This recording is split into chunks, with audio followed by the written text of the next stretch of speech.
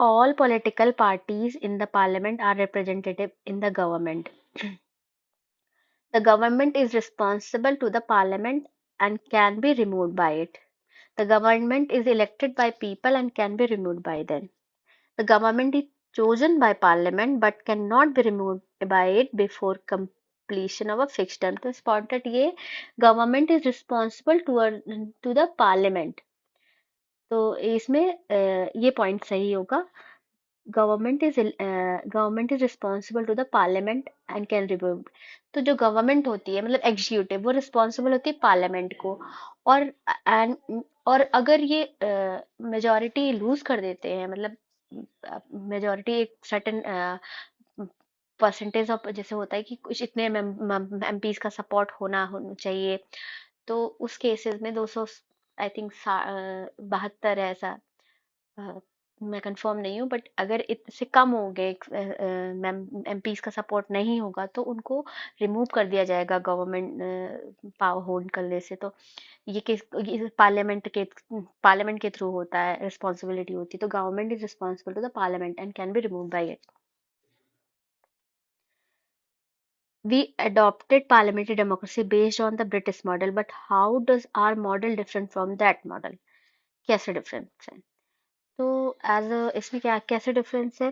तो इसमें इम्पोर्टेंट है कि as regard legislation, the British Parliament is supreme or sovereign, but in India, the power of Parliament is to legislate it limited. तो वहां पे क्या है कि कॉन्स्टिट्यूशन का कॉन्सेप्ट नहीं है. ब्रिटिश पार्लियामेंट ही सॉवरेन है. तो पार्लियामेंट वहां पे जैसे इंडिया में कॉन्स्टिट्यूशन है, जुडिशरी है, अब बैलेंस है. बट पार्लियामेंट वहां पे पार्लियामेंट्री सुप्रीमेसी है. वहां पे पार्लियामेंट ही सब कुछ है, वही लॉ बनाती है, कुछ भी लॉ होगा. तो और सारे जैसे कोई भी जैसे वहां पे कॉन्स्टिट्यूशन तो ऐसे फॉर्मल फॉर्म में नहीं है बट ऐसे कोई लॉज वगैरह है. और उससे तो ऐसे इंडिया में जैसे कोई लॉज है तो उसको अमेंडमेंट करके फिर पास कराने फिर वहाँ वहाँ पे ऐसा नहीं होता. वहाँ पे डायरेक्टली मतलब अगर जो भी पार्लियामेंट कह दिया वही लॉ है. और जैसे यूएस में सुप्रीम कोर्ट मतलब कोर्ट की सुप्रीमेसी है, कॉन्स्टिट्यूशन कोर्ट की सुप्रीमेसी. तो इंडिया में यहाँ पे बैलेंस है सब कुछ.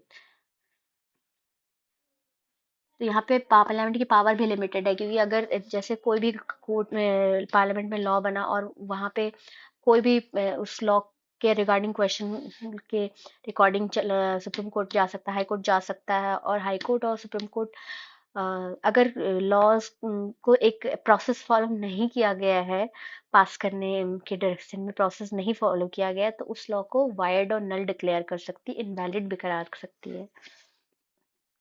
In India, matter related to constitutionality of amendment of an act of the parliament are referred to the constitution bench by the Supreme Court. तो यहाँ पे इंडिया में होता है जैसे कॉन्स्टिट्यूशनल मैटर को जब भी कुछ होता है जैसे राइट टू प्राइवेसी का केस था और भी बहुत सारे केस होते हैं.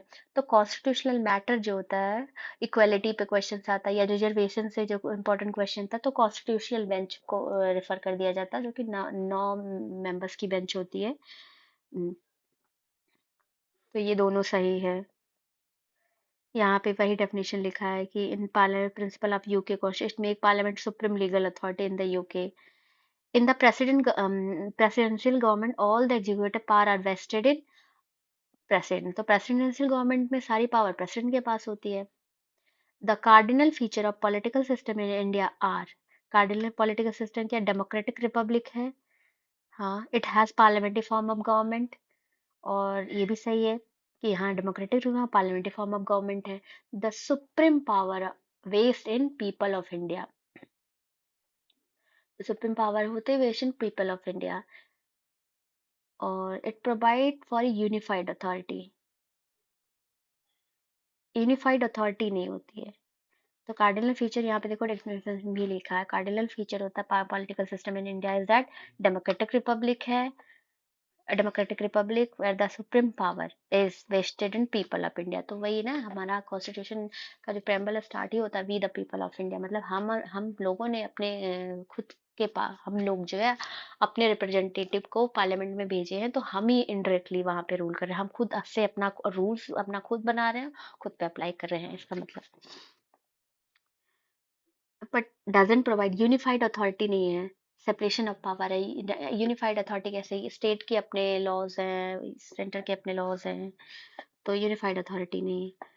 Consider the following statement: India is democratic polity, India is sovereign state, India is democratic society, India is welfare state. सभी सही है, डेमोक्रेटिक भी है, सॉवरन है, डेमोक्रेटिक सोसाइटी भी है, वेलफेयर स्टेट भी है। और which one of the following is not feature of Indian polity? तो a government following the constitution, democratic government and rule of law and authoritarian government। तो not feature of Indian polity, तो Indian polity जैसे government following the constitution, government जो होती है वो constitution को follow करती है, ये सही है, डेमोक्रेटिक है गवर्नमेंट हमारा, लॉ का रूल है, रूल ऑफ लॉ है। और तीसरा अथॉरिटेरियन गवर्नमेंट, मतलब अथॉरिटेरियन गवर्नमेंट तो चुनिए, जैसे डिक्टेटर, जैसे चाइना वाइना की गवर्नमेंट है, तो वहाँ की गवर्नमेंट अथॉरिटेरियन। इंडिया में ऐसा नहीं है, इलेक्शन होता है proper. Welfare state AIIMS, welfare state का मैनेजमेंट क्या होता है? वेलफेयर स्टेट का मतलब weaker management of weaker sex,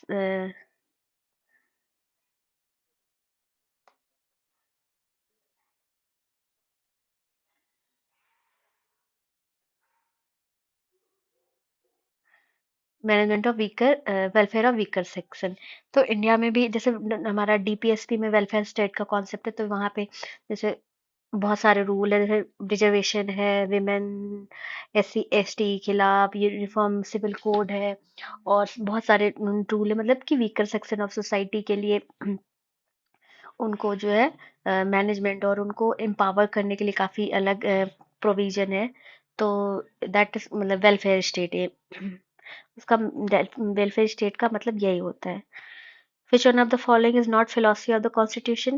Welfare state, political equality, socialist state और communist state।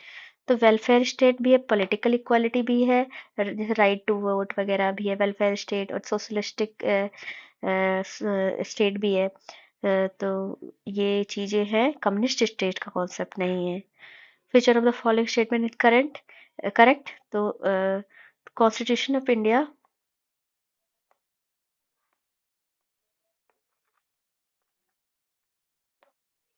Constitution following statement correct, तो constitution of India is presidential.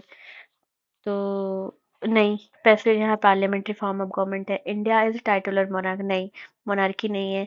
India is an aristocracy, aristocracy नहीं है यहाँ पे। India is parliamentary democracy.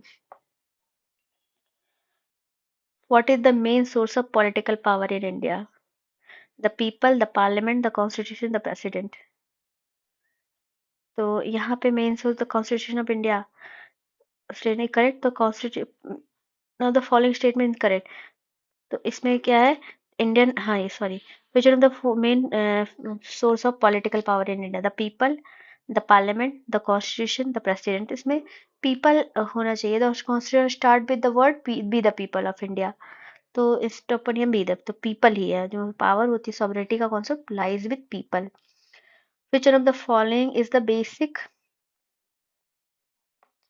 which one of the following is basic feature of past presidential government? तो rigid constitution, single executive, और supremacy of legislature, और residual power of the state। तो basic feature of presidential government is single executive, instead government power is centralized, तो single power centralized होता है। Which one of the following is correct? The main feature of presidential form of government are, main feature क्या है? तो head of the executive is president. Presidential में क्या हो, head of जो एग्जीक्यूटिव है यूएसए वगैरह में, तो एग्जीक्यूटिव का हेड प्रेसिडेंट होता है। The president appoint his council of minister, ये भी सही है। President can not dissolve the legislature, president का नहीं डिसॉल्व, क्योंकि वहाँ स्ट्रिक्ट सेपरेशन ऑफ पावर होता है, वहाँ लोकसभा राज्यसभा की वर्किंग अलग होगी और प्रेसिडेंट की अलग होगी। The democracy of India is based on the fact that constitution is written, fundamental right has been provided, Public enjoy the right to choose and change the government, and directive principle of state policy have been provided here.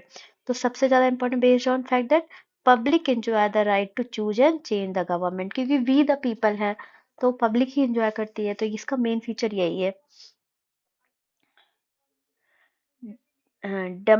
Democracy, democracy's superior virtue lies in the fact that it call its activity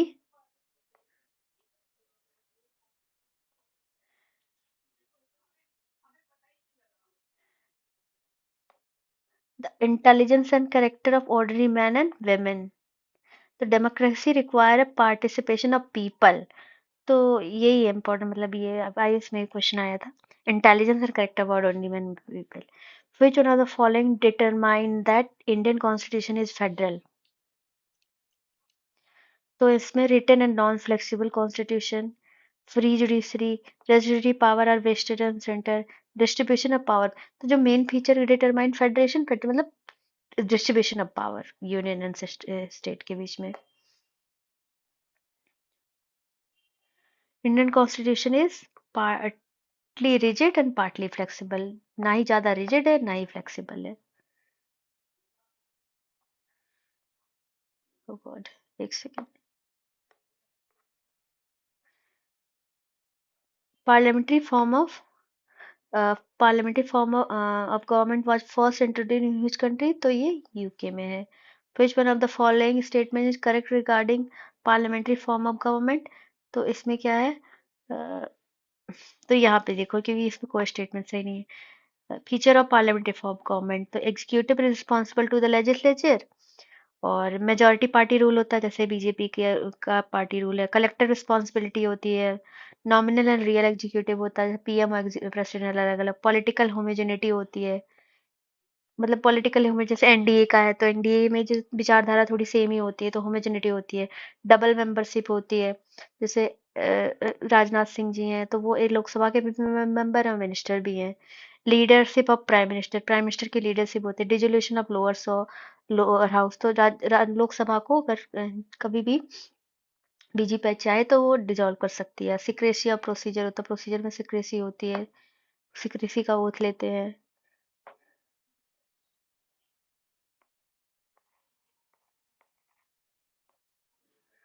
तो और ये vision of the following point differentiate the Indian parliamentary system and British parliamentary system. तो यहाँ पे collective responsibility, judicial और बाइकर्मलाइजेशन, real and nominal executive. तो ये judicial review है वो, ये डिफरेंशिएट करता है. तो कि in the absence of written constitution British parliament is the supreme body while Indian parliament is subjected to constitution of India. Its power are not absolute in the British sense adopted. The Supreme Court has the power to judicial, तो judicial review का power है Supreme Court के पास.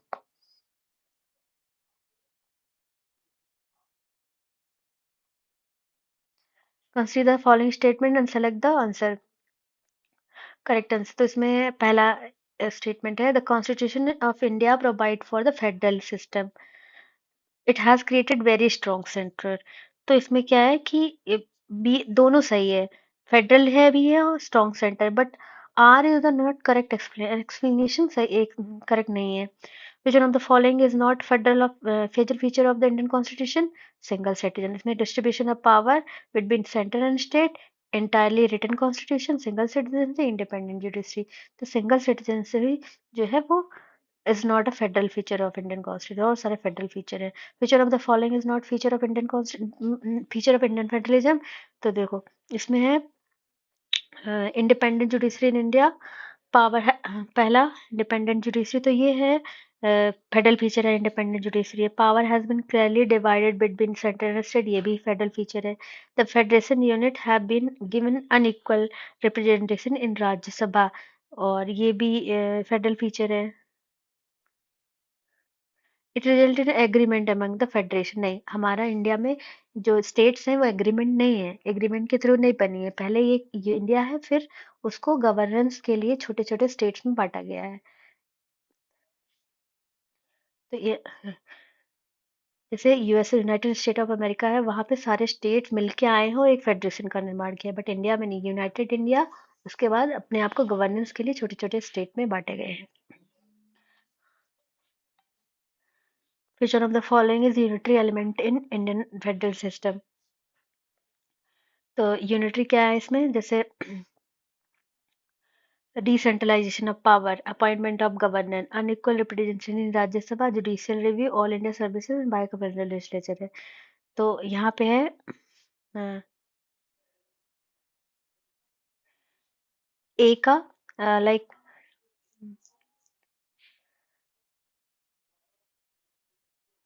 ए का दूसरा होगा, sorry ये इस तरह है, मैं अपॉइंटमेंट ऑफ गवर्नर, तो इंडियन फेडरल का following unitary element in Indian federation, तो यूनिटरी क्या हो सकता है, अपॉइंटमेंट ऑफ गवर्नर है, और जो है यूनिट ऑल इंडिया सर्विसेज ये भी यूनिटरी है, और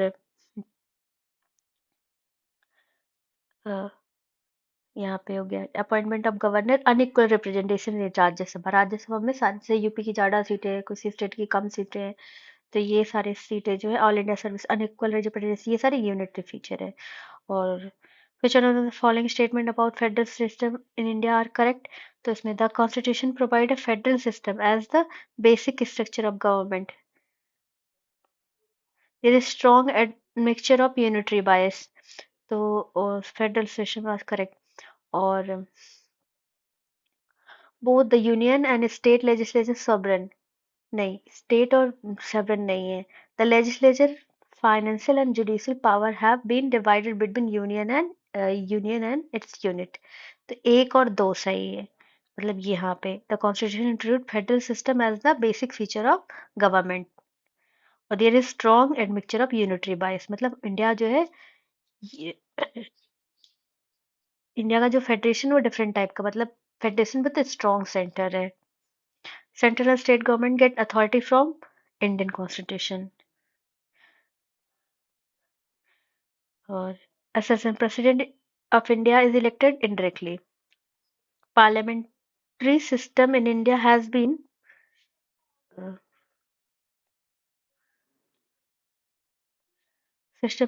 combined with republicanism. तो यहाँ पे ये दोनों सही है और दोनों एक दूसरे का सही है, तो president of India is elected indirectly, और parliamentary system in India has been combined with republicanism, और India is republic which implies that the head of the state is elected. Republic का मतलब यही होता है कि जो प्रेसिडेंट हो इलेक्टेड होना चाहिए। Political party are lifeblood of democracy, और normally people blame political party for bad governments. दोनों सही है, दोनों एक दूसरे का करेक्ट एक्सप्लेनेशन है, मतलब आर करेक्ट एक्सप्लेनेशन है ए का।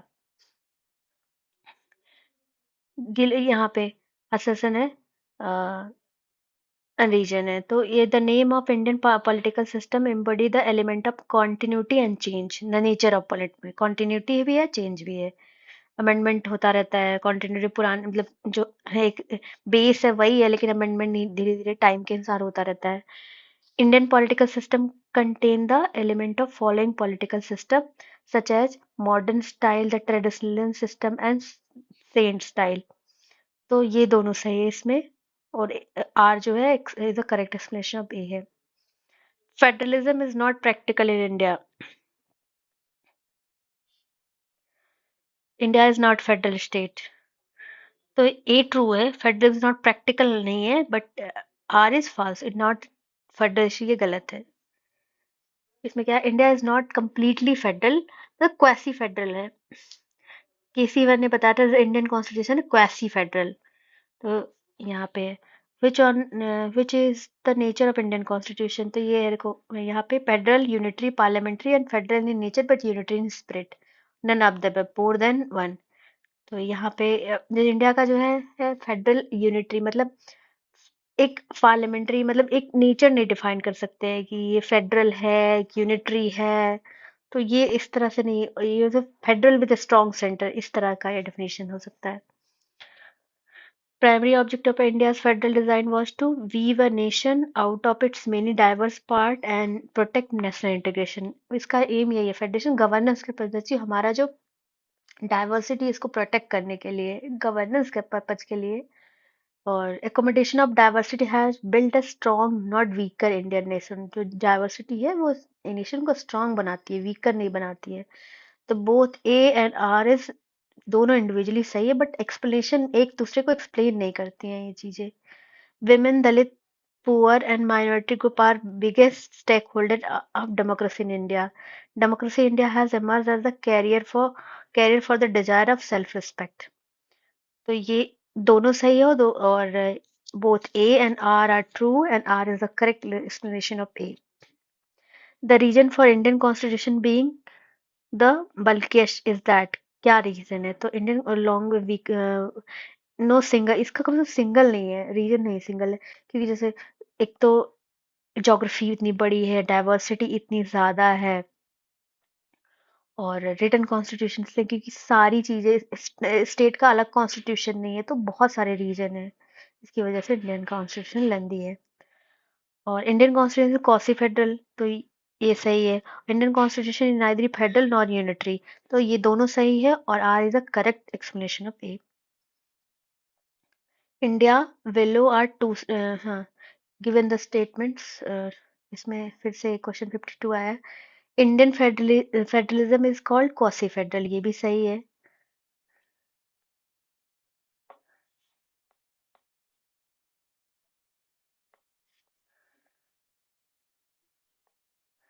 India has an independent judiciary with power of judicial review.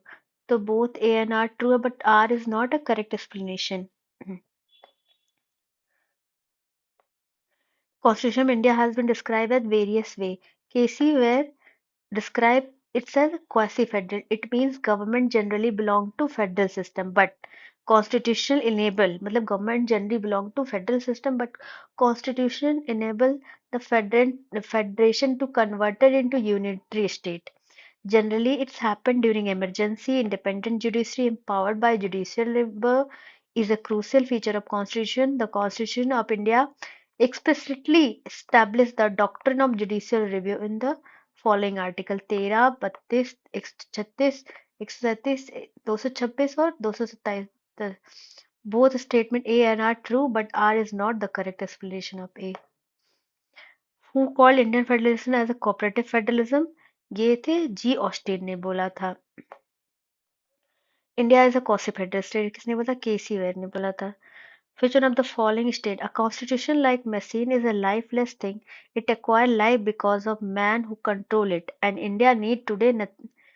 today India needs today nothing more than a set of honest men who will have the interest of country before them तो ये राजेंद्र प्रसाद के statement थे who rejected the principle of administration as a myth and proverb Herbert Simon ने बोला था ये अब नहीं आता है क्वेश्चन झारखंड में आया है वैसे in relation to Indian constitution who said Indian constitution establish a good balance between rigid and flexibility तो ये बोला था केसी वेर ने बोला था रिजिड भी है फ्लेक्सिबल है who of the following has stated that constitution has not been set in the tight mold of federation B R Ambedkar ने बोला था टाइट मतलब कोई टाइट मोल्ड ऑफ फेडरेशन नहीं मतलब होता ना कि unity with strong federation with strong centre है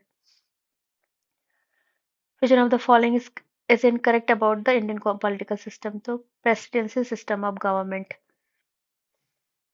इनका सेकुलर स्टेट है पार्लियामेंट्री सिस्टम गवर्नमेंट है फेडरल पॉलिसी है but presidential system of government नहीं है यहाँ पे which one of the following is not true in relation to democratic determination तो supreme this is a state in which people are supreme ये सही है supreme power is vested in elected head ये भी सही है supreme power is vested in person likewise a king नहीं personally नहीं है government formed by representative elected by the people ये सही है a constitutional government is one which पहला places effective restriction on individual liberty in the interest of the state authority places effective restriction on the authority of the state in the interest of individual liberty, the only. तो इसमें the constitutional government is one which places effective restriction on individual liberty in the interest of a state authority। जब भी जैसे internal security मतलब और कोई external war aggression की situation होता है तो गवर्नमेंट इसमें इमरजेंसी लगा सकता है, और जो पब्लिक हेल्थ और जो है पीस को मेंटेन करने के लिए वो सब रेस्ट्रिक्शंस लगा सकता है फंडामेंटल राइट पे। और places effective restriction on the authority of the state in the interest of individual liberty.